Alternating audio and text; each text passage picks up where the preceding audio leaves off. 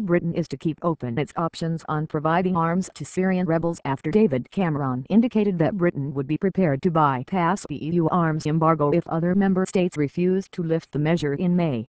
The Prime Minister, who last week approved the provision of armored four-wheel drive vehicles and body armor for Syrian opposition leader as part of a £9.4m package of non-lethal equipment, warned that inaction could encourage jihadi groups.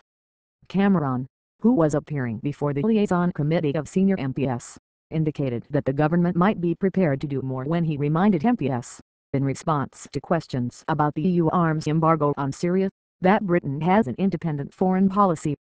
Asked by the chairman of the Commons Foreign Affairs Select Committee Richard Ottaway whether he was prepared to veto the EU arms embargo when it is reviewed in May, Cameron said, "I would hope that wouldn't be the case. I would like to continue with an EU approach. We've just amended the arms embargo so we can supply non-lethal equipment. I hope we can persuade our European partners, if and when the further change becomes necessary, they'll agree with us. But if we can't, then it's not out of the question that we might have to do things in our own way. It's possible. We are still an independent country. We can have an independent foreign policy. If, for instance, we felt action needed to be taken to help bring about change in Syria, to help end this appalling bloodshed, and we felt our European partners were holding that back, then we'd have to change the approach. But that is not what I hope will happen." William Hague did a very good job persuading his colleagues to amend the terms of the arms embargo so we can provide this equipment.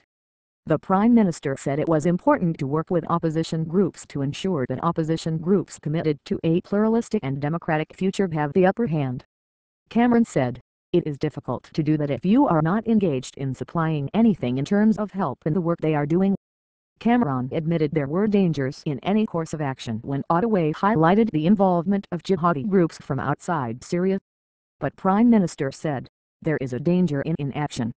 While the world has stood by and frankly not done enough in Syria, what has happened, as well as 70,000 people being murdered, you have seen the jihadist elements of the opposition grow.